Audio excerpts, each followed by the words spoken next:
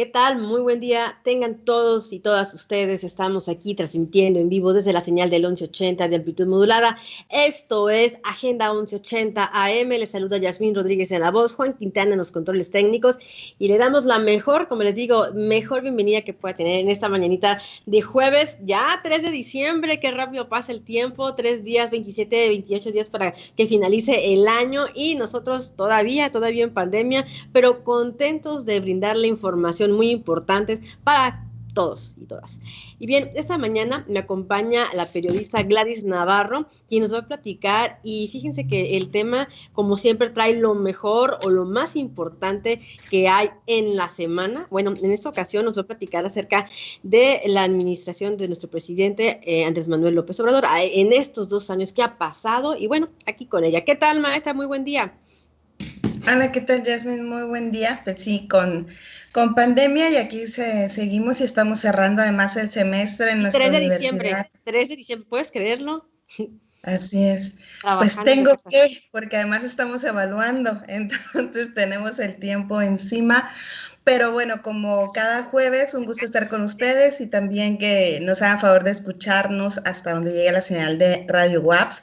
Y bueno, en esta ocasión, pues nos decidimos, obviamente ha habido muchísima información en la semana. Si alcanzamos, vamos a platicar desde luego también del tema de la vacuna de COVID, que bueno, está avanzando y pues afortunadamente dice la OMS una luz al final del túnel, ¿no? Vamos a revisar también un poquito eso.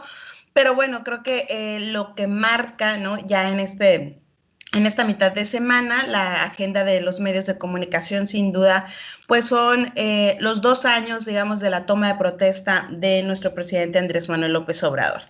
Y bueno, a partir de eso, pues claro que nos interesa, creo que a todos, ¿no? A todos y todas, y por lo menos tendría que interesarnos, desde luego, estar siempre observando, analizando y vigilando también, ¿por qué no?, el ejercicio de gobierno.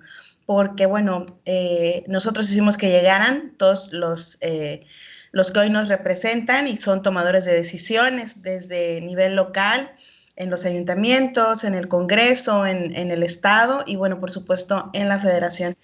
Así es que, pues, es importante, creo, detenernos a reflexionar sobre cuánto hemos avanzado y cuáles son los grandes retos que tenemos todavía por delante.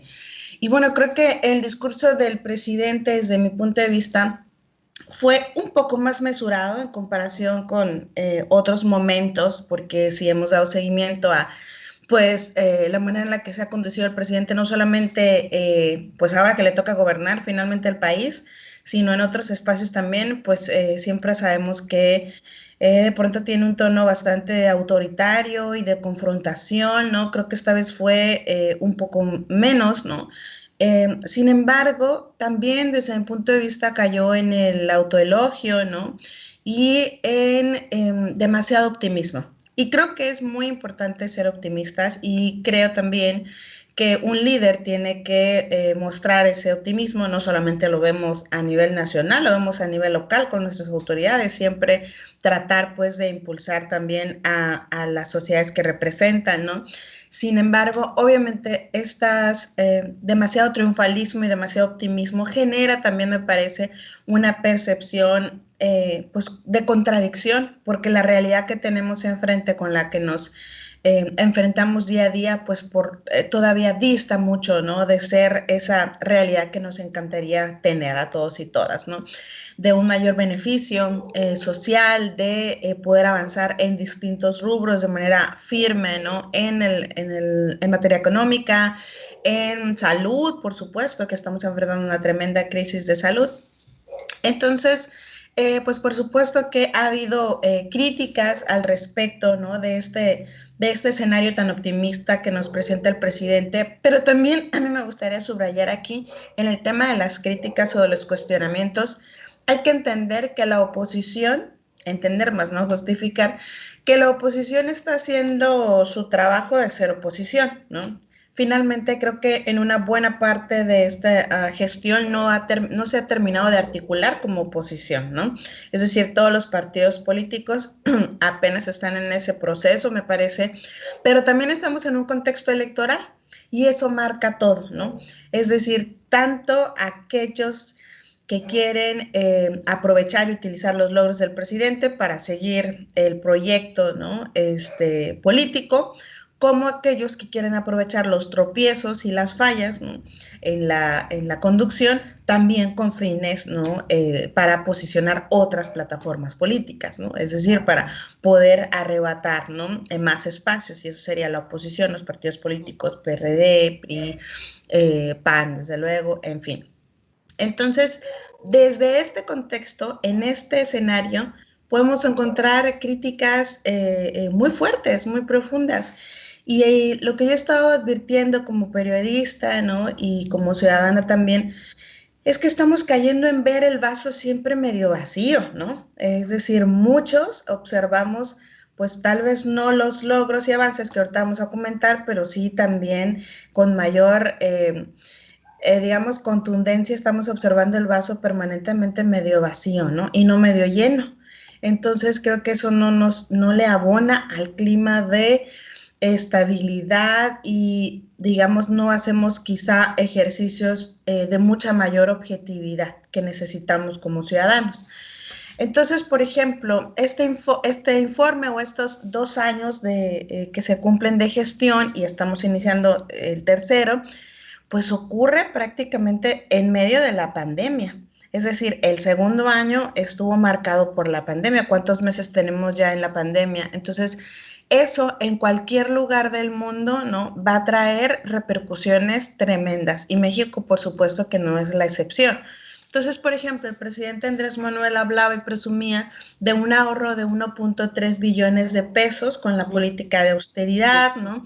Con el combate a la corrupción, pero obviamente no hemos podido ver como esa repercusión, digamos, en la ciudadanía, esos ahorros hacia dónde se van y tal, pues porque tenemos la pandemia encima y porque se ha tenido que gastar y atenderla, ¿no?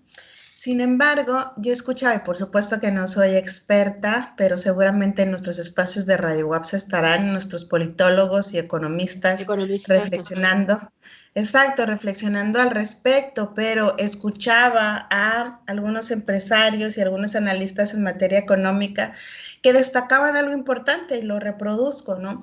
Que es esta política del control de precios de las gasolinas, ¿no?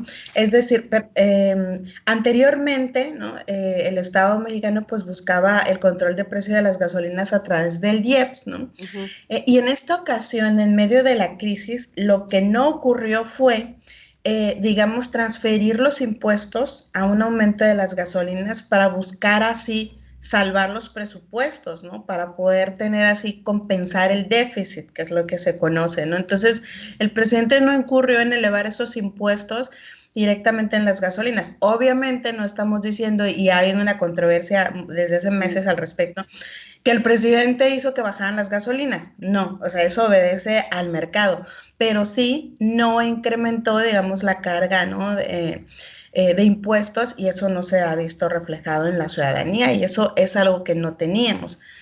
Entonces, el presidente habla, ¿no? Y es optimista, me parece, con base en su proyecto, ¿no? O desde el análisis y la autoevaluación de lo que ha propuesto. Yo coincido con quienes señalan, y los analistas y las y los analistas, que advierten pasos, digamos, para el establecimiento, para la consolidación de un nuevo régimen, ¿no? Y ahorita vamos a comentar. Es decir, creo que es muy aventurado y tal vez hasta injusto, ¿no? Exigir, demandar que en 2 años México tenga una transformación completísima, ¿no? Cuando además el presidente, ¿no? Y todos los funcionarios que se encuentran en las instituciones recibieron un país, hay que decirlo, ¿no? Un país muy dañado, muy lacerado por la corrupción, por décadas, ¿no? De gobiernos que incurrieron en fallas y que incurrieron en una política, no, desde mi punto de vista, no enfocada al bienestar social. Entonces, para cualquiera que hubiera llegado con un planteamiento de tratar de reestructurar el tejido social, hubiera sido desde luego un gran reto, ¿no?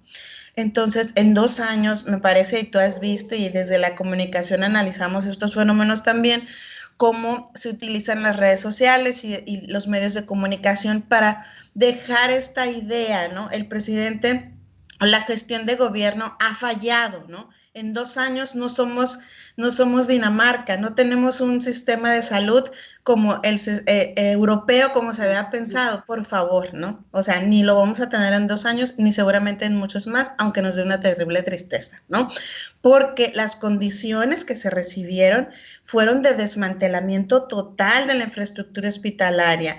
Hay que recordar las noticias que de hace meses de los hospitales que supuestamente se iban a construir, no se construyeron, ¿no? En fin, instalaciones deficientes, ¿no? Una gran deuda para la sociedad en materia de salud, que hoy las estamos viendo y vemos cómo ha repercutido la pandemia por eso, ¿no? Y que se hizo, pues desde mi punto de vista, lo que se pudo, por supuesto, que creo que pueden corregirse muchos aspectos de la estrategia para la atención de la pandemia, ¿no?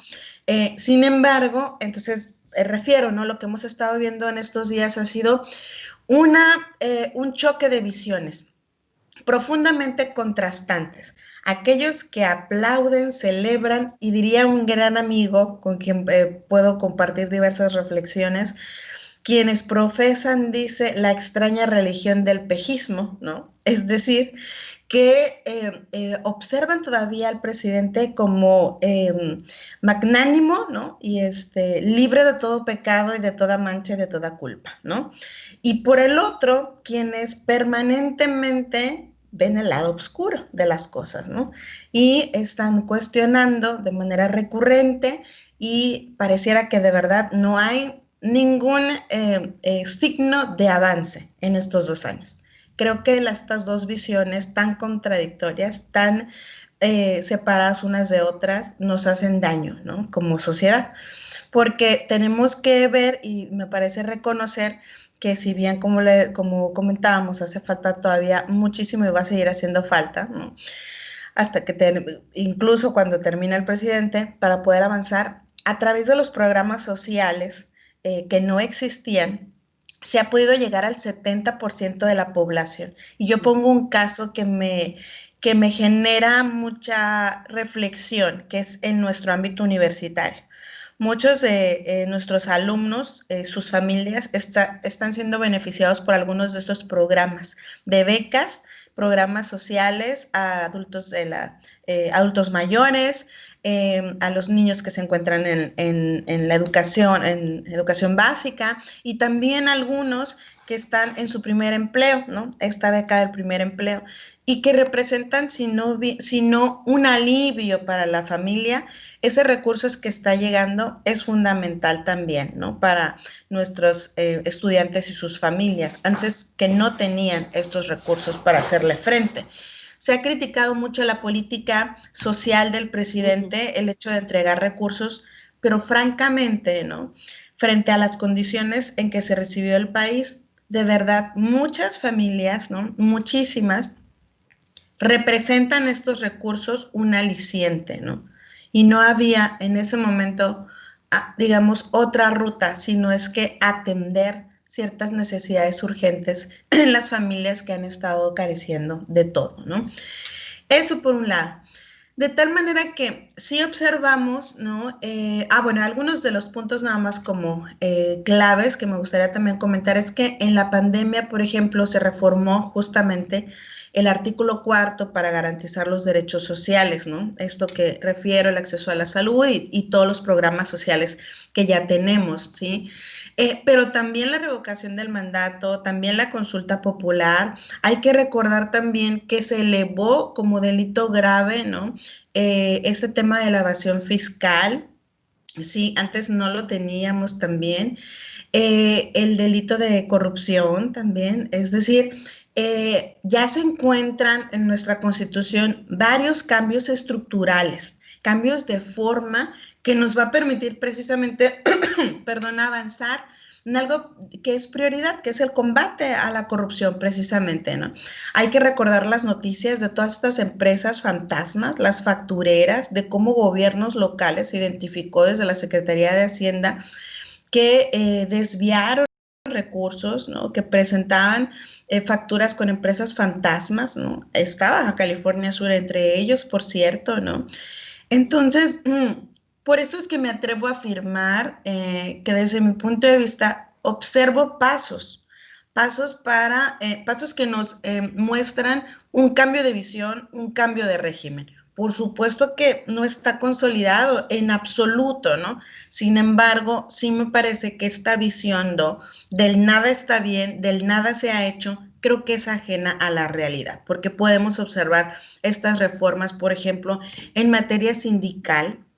También por muchos años es conocido como los sindicatos, pues muchos de ellos realmente no había una democracia, ¿no? O sea, se elegían a los liderazgos y podían permanecer los liderazgos muchísimo tiempo, ¿no? Y años. Y como lamentablemente, muy lamentablemente en los sindicatos, no se protegen a los trabajadores, sino al contrario, ¿no? Son cúpulas y toman decisiones y cargan la balanza y se utilizan en muchos casos también con fines electorales.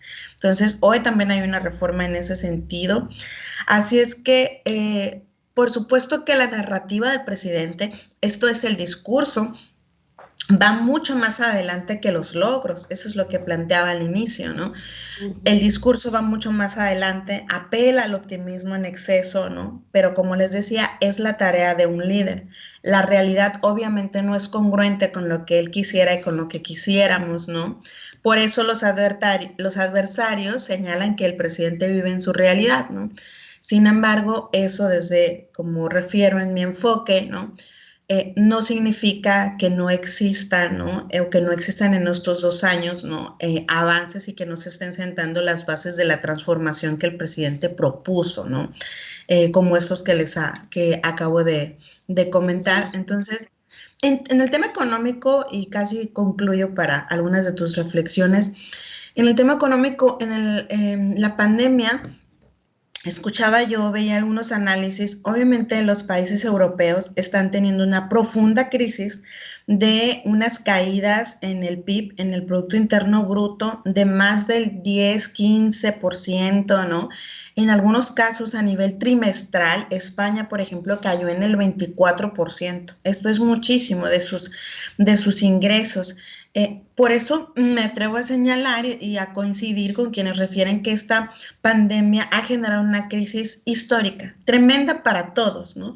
Y lo subrayo porque de pronto pareciera que desde la oposición se advierte una profunda crisis para México, como si México solo estuviera viviendo esa crisis, y no, esta crisis, sus efectos están ocurriendo en todo el mundo.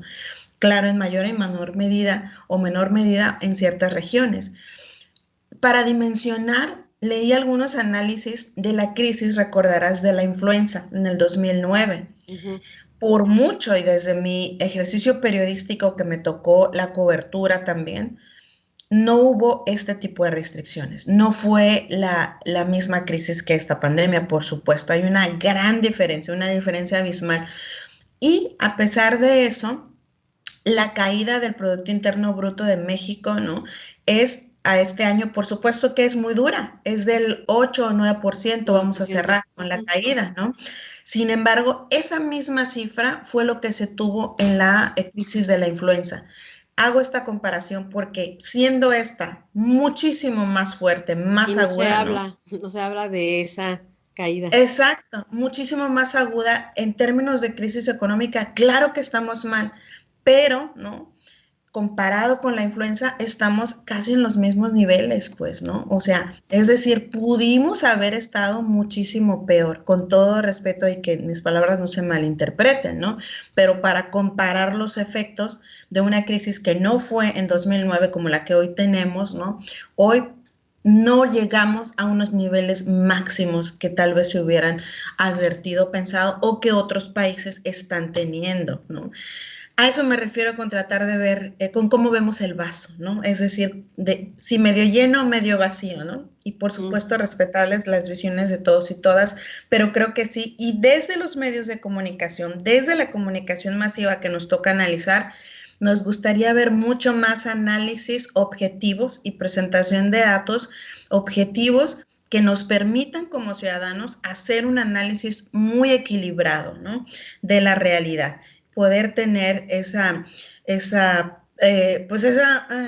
disposición de información que nos permita reflexionar y tomar nuestros puntos de vista, pero ojalá que fuese con la menor carga de subjetividad de quienes nos informan. Y lo que estamos viendo lamentablemente, ¿no?, en muy buena parte de los medios de comunicación es que hay en el manejo de información, y lo digo también no solamente como periodista, sino como analista de medios, siempre una carga de intereses que lamentablemente se imponen, ¿no?, o de subjetividades de los propios columnistas y analistas, ¿no?, que pues desde nuestro enfoque consideramos, planteamos, ¿no?, y buscamos incidir.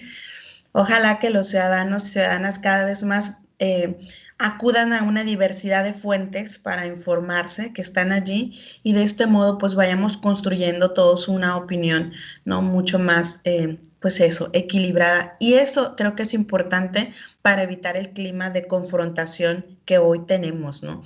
Los que apoyan completamente y los que critican, ¿no?, completamente. Claro. Sí, efectivamente, desde que inició pues la administración, ¿no? Se sabía que iba a ser muy duro estos cambios que se iban a tomar.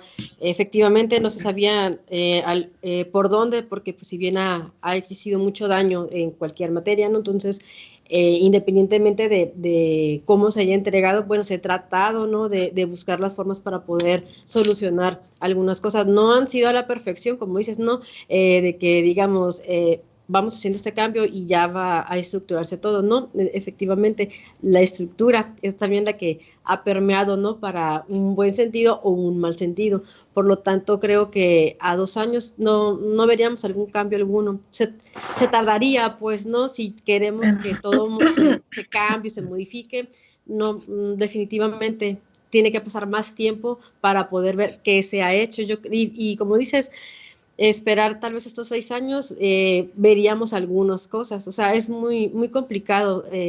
Si bien cada que entra alguna administración decimos no, que sea bastante, 3 años o 4 años, creo que más o menos cuando van pasando 4 años más o menos, ¿no? Creo apenas se van viendo algunas diferencias, porque no es sencillo contribuir, ¿no?, a políticas de cambio, a los cambios estructurales. Entonces, yo lo veo muy complicado, ¿no? El panorama, desafortunadamente, con la pandemia se agrava, ¿no? O sea, yo coincido, yo fíjate, estaba viendo esa parte.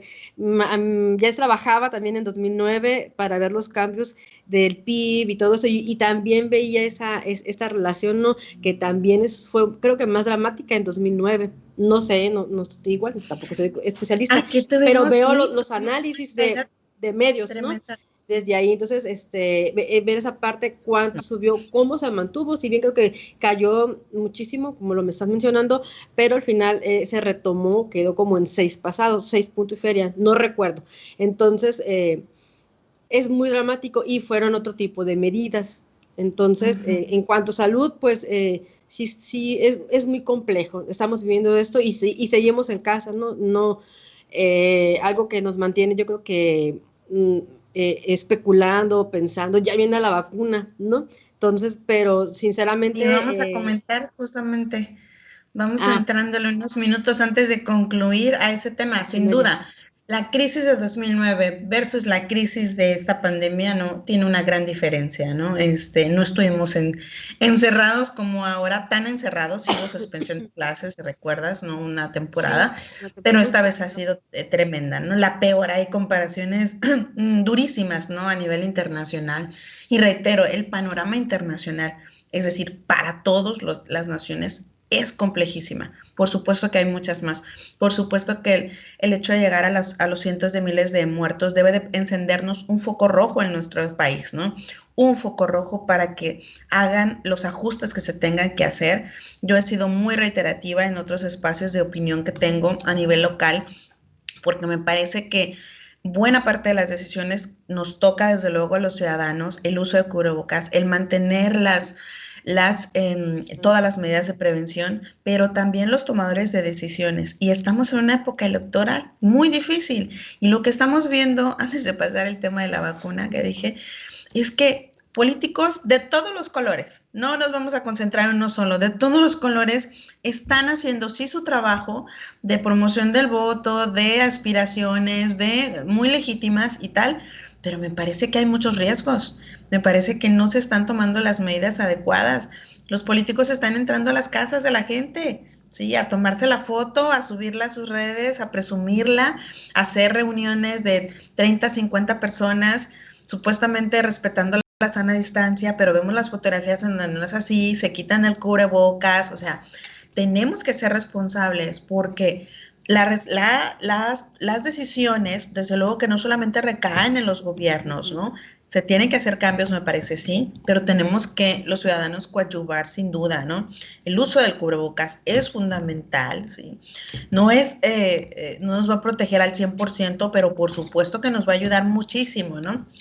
Y si a esto le sumamos que afortunadamente estamos teniendo noticias ya de la vacuna, de la vacuna que va empezando, digamos, la más, que tuvo como que un corte allí, de Pfizer, ¿sí? Entonces, es la que ya va más avanzada. También vienen ahí CanSino, también vienen ahí otras, pero ya esta tiene el 90% de efectividad comprobada. Y ya, pues, en Inglaterra se dio luz verde, ¿no? La semana que entra, eso es lo en Reino emocionante. Unido, exactamente, y bueno, eso dice la OMS, la Organización Mundial de la Salud, pues es una luz al final del túnel, ¿no? Todavía, y es importante decirles a nuestros radioescuchas, todavía falta tiempo, faltan unos meses. Lo que nos comentan las autoridades federales y bueno, el canciller Marcelo Ebrard, ya están los convenios firmados para la producción de la vacuna en México. Ya hay entidades que están listas porque se requiere toda una preparación, un sistema de refrigeración, etcétera. Baja California Sur lo tiene, es lo que nos han informado las autoridades locales para recibirla, pero empezaría, sí, quizá antes de concluir el año, pero ojo, con los grupos más vulnerables, que estamos hablando de adultos mayores y personal sanitario. Así es que eso de nueva cuenta nos obliga a todos los demás a ser muy responsables y se vienen las fiestas, Yasmín, se vienen las fiestas de diciembre, aunque se ha estado cancelando todo, cancelando desde los rubros religiosos, de tanta tradición en México como la celebración de la Virgen de Guadalupe, todas estas peregrinaciones que se han cancelado, se han suspendido tianguis, se han suspendido posadas. Nos toca como ciudadanos ser muy responsables, porque la vacuna no nos la van a poner mañana, todavía por lo menos hasta marzo, ¿no? Va a ser, digamos, el proceso de inicio, de arranque, ¿no? Claro, y bueno, ahorita fíjate, una de las notas que están esta mañanita es ahorita que mencionas, no nos las van a aplicar todavía efectivamente, tan solo la UNAM menciona que extiende su suspensión de clases presenciales hasta el 31 de marzo. Eso te indica un poquito más. Y nosotros ahí vamos. Y nosotros ahí vamos, sí, entonces, pero recuerda, la UNAM es como que la base nos va, así podemos conocer un poquito más. Es la pauta, pues, ¿no? Tenemos como instituciones, así es. Claro, entonces, es otro indicativo, ¿no? Entonces, y bueno, yo pienso que también esas buenas noticias, ¿no? De la vacuna, que si bien la veías, ¿cuándo va a estar, no? Por eso menciono la parte, especulando, ¿cuándo? Pero ya es una realidad que en los países como Reino Unido, lo mencionas, Estados Unidos también ya empiezan esta aplicación, ¿no? Y bueno, también podemos platicar me llama la atención, no creí que fueras a hablar de la vacuna CanSino, ¿no? De que creo que es la China. Entonces, ellos ya empezaron, mencionaban en una parte sin medios de comunicación que les estuvieran diciendo si está bien o está mal, empezaron en China con esta vacuna. Entonces, que creo que ha tenido buenos resultados, ¿no? Pero va a haber sin duda mucha también resistencia y a mí me está tocando escuchar también que estoy recibiendo comentarios de gente que dice del sector salud, tengo miedo, o sea, no sé qué tan segura es. Cada vacuna es así. Así ocurrió, te recuerdas, en el tema de la vacuna de la influenza, no querían, ¿no? O sea, a todos nos causa, ¿no? O sea, cierta expectativa y demás, pero bueno, en la medida en la que vayamos teniendo noticias objetivas, información objetiva, ¿no? De los avances, reales, digamos, y no caigamos en la desinformación, que eso es sumamente importante, pues yo creo que vamos a ir teniendo pues esta confianza, ¿no? En la aplicación. Así es que pues eso es lo que nos esta es toca la información en que este jueves, lo que alcanzamos a y un gusto platicar. estar como siempre con No, ustedes. te agradecemos tu presencia virtual que se ha hecho posible desde que iniciamos este proyecto cada semana, sin falta alguna, de verdad estamos muy contentos, ¿no? De platicar, diría ligeramente, pero contundentemente. Muchísimas gracias, ¿no? Gracias, gracias. Muchas Y gracias, Yasmin. Un saludo a agradecemos, todos. gracias, agradecemos a la maestra Gladys Navarro, quien nos trae cada semana, ¿no?, los temas más relevantes de la semana en temas de la agenda mediática. Muchísimas gracias y bueno, seguimos con más información. Les platico brevemente que hoy se conmemora el Día Mundial de la Discapacidad y bueno, fíjense que esta mañanita aquí les traía un poquito de información. Día Internacional de las Personas con Discapacidad, esto lo proclama la ONU desde 1992 y hoy el lema es un día para todos, ¿no? Un día para todos y se quiere hacer ver que la discapacidad forma parte de la condición humana, ya que en algún momento o en alguna parte de nuestras vidas se puede experimentar un tipo de discapacidad temporal o permanente, ojo, permanente o temporal. Así que, bueno, si bien se trata de que nos pongamos en el lugar de las otras personas, ¿no? También comentar que esta parte es muy importante sobre cómo este concepto va evolucionando. Me refiero que si bien antes se trataba desde el ámbito de la salud, ¿no? Una visión de como un modelo biomédico, es lo que menciona la ONU, hoy se trata de buscar este parteaguas en el modelo social, ¿no? Entonces, ver de esa forma el concepto de discapacidad. Y bueno, fíjense que esta mañanita no podíamos dejar el tema, lo vamos a platicar. Tenemos aquí a la estudiante de maestría, a la maestrante Evelyn Valtierra. En unos momentos yo creo que ahorita nos se conecta y nos va a platicar sobre su tema de tesis, que es sobre la inclusión de las personas y el turismo. Entonces, a mí me da mucho gusto en este momento platicar con ella. Y bueno, antes de conectarse, o si ya Juanito nos lanza la señal, les platico brevemente, ¿no? Efectivamente, pues la UNAM dice que extiende la suspensión de clases presenciales hasta el 31 de marzo, pues obviamente por la pandemia, ¿no? Entonces, ella nos marca de repente la pauta a seguir. Y bueno, también les platico aquí brevemente las notas nacionales e internacionales que tenemos, y es que fíjese que en la Deutsche Welle usted puede ver en estos momentos, si hace un monitoreo de medios, la pandemia llevará a 32 millones de personas a pobreza extrema. Esto es lo que menciona acerca que la crisis revertirá de pues los años, ¿no?, de que tenían el progreso. Bueno, ahora sí que ya va. Si se hablaba de la reducción de pobreza, lamentablemente dice por medio de lo que está pasando la pandemia, llegará a 32 millones. Eso pues es un dato duro, crudo, pero esto es lo que se platica en la Deutsche Welle. Además de que Irán supera el millón de casos de coronavirus. La sonda china complementa la recolección de muestras a la luna. Esas son unas cosas que están sucediendo a nivel mundial y ahorita les platico después de la entrevista con nuestra compañera Evelyn. Hola Evelyn, buenos días. Hola, muy buenos días, Yasmin, ¿cómo estás? Hola, ¿qué tal? Buenos días, me da mucho gusto estar esta mañanita contigo. Le mandamos saludos al maestro Ricardo Borges, quien no pudo estar esta mañanita, pero nos dejan muy excelentes mandos, ¿no? ¿Cómo Gracias. te encuentras, Evelyn? ¿Todo bien? Todo bien, muy bien, gracias a Dios. Bueno, pues les platico brevemente que ella está estudiando la maestría en Administración Estratégica en la Universidad Autónoma de Baja California Sur. Cursa el tercer semestre y bueno, nos trae información sobre el tema que les acabo de comentar, la inclusión de personas y el turismo. ¿Nos platicas? ¿Empezamos, Evelyn? Sí, claro. Bueno, pues efectivamente estoy trabajando en un proyecto de investigación acerca del turismo inclusivo, específicamente dentro de las tour operadoras de aquí de la ciudad de La Paz.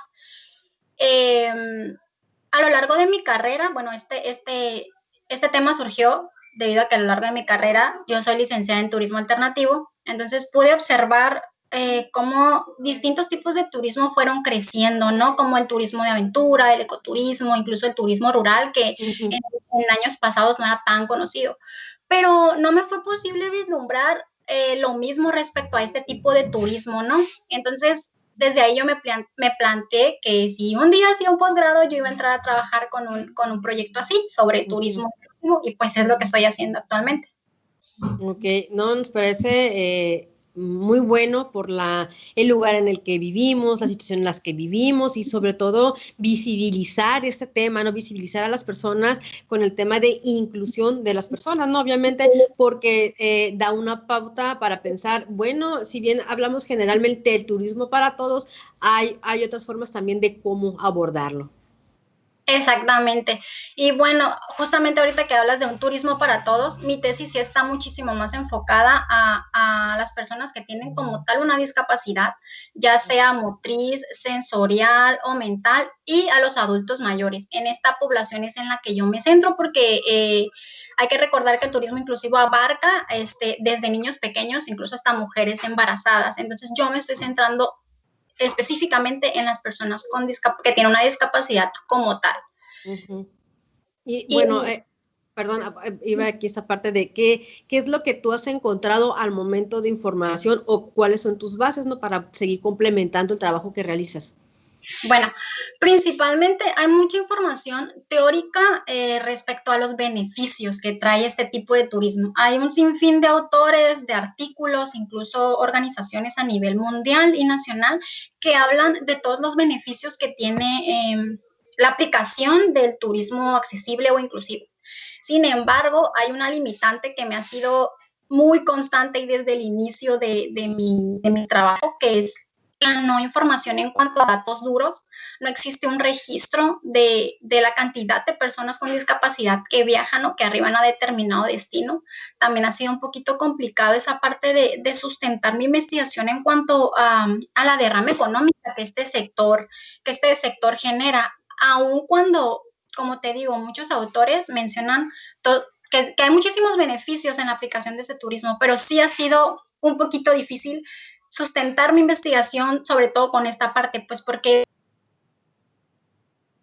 es lo que es una rentabilidad a las empresas, que no nada más se ha visto como una caridad, que es como yo percibo que se ve actualmente el turismo accesible. Ok, de repente nomás menciono que tenemos algunas fallas técnicas, pero recuerden que estamos en la señal del 1180 de AM, estamos en Facebook Comunicación Radio Webs y también en mixlr.com/Radio Webs. Ya estamos bien. ¿Sí me escuchas, Evelyn? Sí, te escucho, no me escucho. Creo que era cuando estabas comentando ahorita algunos detallitos aquí. Me parece muy bien esa parte, ¿no? De poder platicarnos sobre cómo incluir a las personas, cuáles son los procesos que se llevan, y si bien esta parte que tú mencionas no hay un registro como tal, ¿no? Si bien es importante que no solamente todas las personas puedan armar sus viajes, salir a todos los lugares que tú mencionas, pero si bien la parte de encontrar algunas políticas también, ¿no? Para las personas con alguna discapacidad, ¿no? Sí, claro, esa es una parte fundamental, porque a pesar de que existen leyes o reglamentos, tanto en la parte turística como en la parte pues, de discapacidad, como lo son las leyes para las personas con discapacidad, no existe como tal una política pública ya dentro de un plan de desarrollo que impulse realmente a estas empresas, en mi caso las tour operadoras, a que brinden el servicio. No hay un apoyo ni un incentivo real para que haga que estas empresas comiencen a adentrarse en el mundo de la accesibilidad en el turismo. Claro que sí. Es que siento como que vas a comentar algo y yo, perdón. Sí. Ya me menciona aquí Juan. Sí, es que de repente se va la señal, ya estoy en línea, ya me menciona esa parte de que estamos en línea, no sé en qué parte se habrá saturado la información que estamos vertiendo en esta mañanita, pero bueno, ya es Evelyn Valtierra y está platicando sobre ese derecho también que tienen todas las personas, ¿no? Que a mí me parece genial, insisto, que mejor desde la Universidad Autónoma de Baja California Sur contemplar ese tipo de temas, si bien a veces dejamos pasar los temas, y en esta ocasión, bueno, ella platica sobre la inclusión de las personas en el turismo. ¿Otra información que te hayas encontrado o topado, Evelyn? Pues bueno, en general, como te menciono, han sido estos beneficios que brinda la comunidad con discapacidad. También me he percatado de que hoy en día se piensa o se tiene esa idea errónea de que la accesibilidad o la inclusión es simplemente poner rampas en cada esquina, ¿no? Y es una parte fundamental, sí, porque es verdad que las personas con discapacidad motriz son las que son la mayor cantidad de personas, ¿no? Dentro de este segmento, pero y las personas invidentes o las personas sordomudas o las que tienen alguna discapacidad mental, entonces creo que va muchísimo más allá. Me ha tocado tristemente escuchar tal cual el que digan, pero ¿por qué te fijas en un segmento de mercado que son el 15% de la población? O menos. O menos, sí. Entonces, para mí la inclusión no tiene que ver con la cantidad de personas, sino con lo que para ellos representa este tipo de actividades. A lo largo de esta pandemia nos hemos dado cuenta que los seres humanos no estamos diseñados para estar en un tiempo prolongado entre cuatro paredes. Ha habido un sinfín de problemas físicos, mentales, que repercuten en la calidad de vida de las personas. Simplemente hay que poner a pensar en que una persona con discapacidad pasa 2 o 3 meses así, incluso puede pasar toda su vida encerrado porque el entorno no le permite desarrollarse. Entonces, el salir, el tener una actividad turística podría representar para ellos una mejora en su calidad de vida. Claro.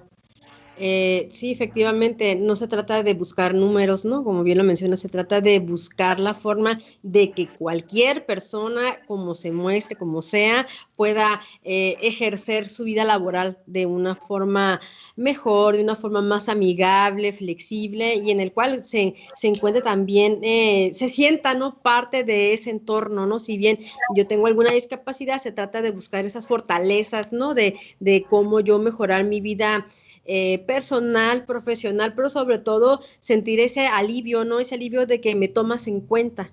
Exacto, así es, sí. Y bueno, ese es el trabajo un poquito que nos muestra Evelyn. Le quiero cambiar el apellido de repente a Evelyn Valtierra en esta mañanita sobre este deseo de seguir compartiendo este tipo de estudios y sobre todo específicamente incluir a las personas, ¿no? Si bien ella me platicaba no sé si puedes adelantar, ya sé que pues todavía no lo realizas, pero esa parte de cómo realizarías tu muestreo, ¿no? O bien la metodología que tú estás siguiendo, a mí me parece genial.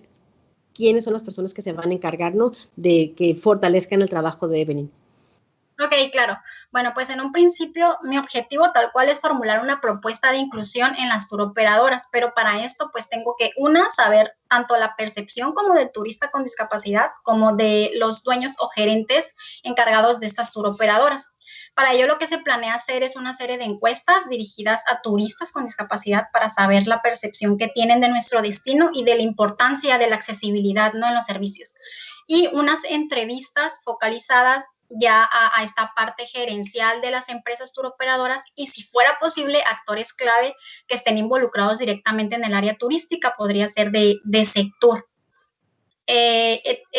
Justo ahora por la pandemia estoy considerando cómo voy a hacer encuestas, entonces es algo que por ahorita estoy viendo, pero considero que esa es la manera más viable de darle peso y de darle soporte a mi trabajo, entonces espero realmente que pueda realizar lo propuesto desde el inicio, ¿no? Ok, ¿algo más que quieras mencionar, Evelyn?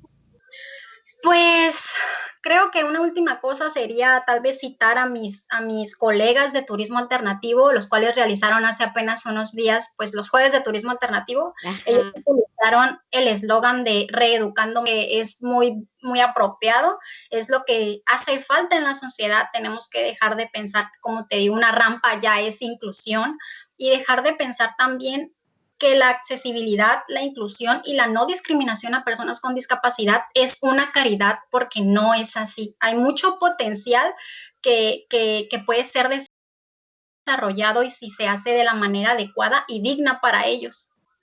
Claro que sí.